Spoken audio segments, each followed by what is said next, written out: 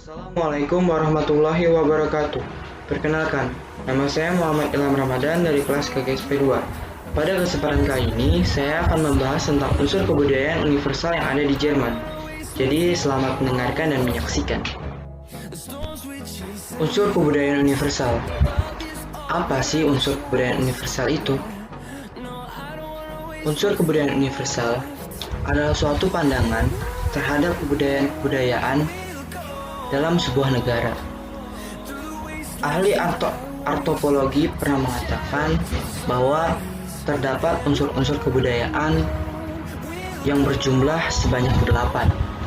Lalu, seorang tokoh dari Indonesia pernah mengatakan bahwa hanya ada 7 unsur kebudayaan yang dipakai di Indonesia. Lalu, apa saja sih unsur kebudayaan universal yang dipakai di Indonesia itu? Pertama, ada sistem religi atau kepercayaan. Kedua, ada sistem organisasi dan kemasyarakatan. Ketiga, ada sistem pengetahuan. Keempat, ada bahasa. Kelima, ada kesenian. Keenam, ada sistem mata pencaharian. Dan yang terakhir, yaitu ketujuh, ada sistem teknologi dan peralatan. Sistem religi atau kepercayaan yang ada di Jerman.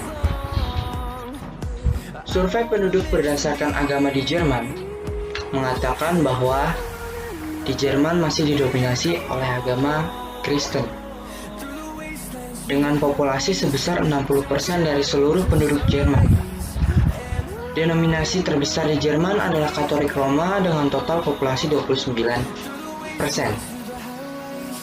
Gereja aliran Protestantisme sebanyak 27,9% dan pengikut gereja ortodoks sebanyak 3,3%. Agama lain non-Kristen dengan populasi terbesar adalah Islam dengan jumlah persentase sebesar 5%.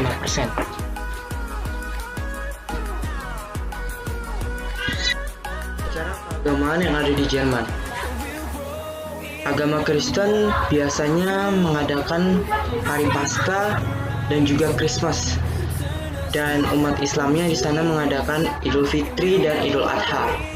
Yang kedua, ada sistem organisasi dan kemasyarakatan.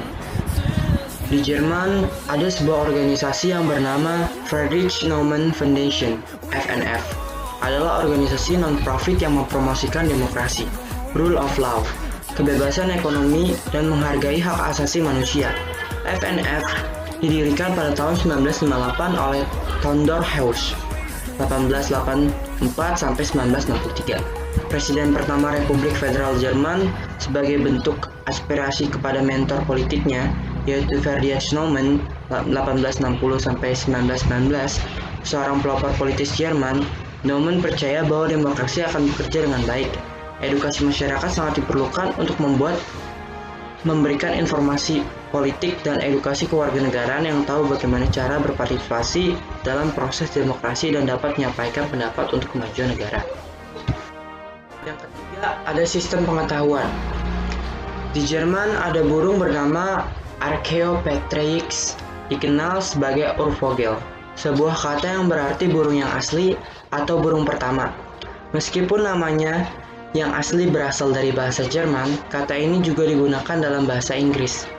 Burung modern adalah salah satu keturunan dari spesies ini. Burung adalah salah satu spesies dari clade Dinosauria yang masih hidup sampai saat ini. Jadi, beberapa penemuan beranggapan bahwa burung pertama ini berasal dari Jerman, yaitu bernama Urvogel. Yang keempat, ada bahasa. Bahasa resmi apa aja sih yang ada di Jerman? Bahasa resmi di Jerman itu ada bahasa Uni Eropa yang merupakan bahasa resmi dan bahasa kerja. Lalu ada bahasa Austria, bahasa Belgia, bahasa Italia, Kreol Selatan, dan bahasa Jerman itu sendiri. Lalu ada bahasa Liechtenstein dan juga bahasa Luxembourg dan Swiss. Jadi bahasa-bahasa resmi yang ada di Jerman itu bukan hanya Jerman saja, tapi bahasa negara asing juga ada di sana, dan itu sudah dianggap secara resmi di sana. 5. Kesenian. Kesenian di Jerman itu sangat banyak. Tapi pada kesempatan kali ini saya akan membahas tentang kesenian di bidang musik saja. Jadi, kenapa sih musik di Jerman itu sangat terkenal? Itu karena di Jerman merupakan negara Eropa yang memiliki letak geografis yang sangat strategis sekali. Jadi, banyak sekali para peminat lagu-lagu Eropa berdatangan pergi untuk menyaksikan dan mendengarkan lagu-lagu bawaan para komposer-komposer yang ada di Jerman itu sendiri. Nah, banyak banget loh beberapa lagu-lagu yang terkenal. Salah satu komposer lagu terkenal tersebut adalah Sebastian Bach, Wolfgang Amadeus Mozart, Ludwig van Beethoven, dan beberapa komposer lainnya. Tapi mereka merupakan yang terkenal. Lalu yang keenam, ada sistem mata pencaharian. Sistem mata pencaharian di Jerman itu cukup banyak. Di beberapa sektor antara lain sektor pertanian, sektor perindustrian, sektor pertambangan, sektor perdagangan, dan sektor pariwisata. Tapi, Jerman sangat terkenal dengan sektor industrinya, karena negara sekelas Jerman merupakan negara terbesar dengan industri termaju di Eropa dan juga dunia. Karena di Jerman itu banyak sekali teknologi-teknologi industri seperti mobil, motor, dan juga beberapa alat-alat berat transportasi lainnya.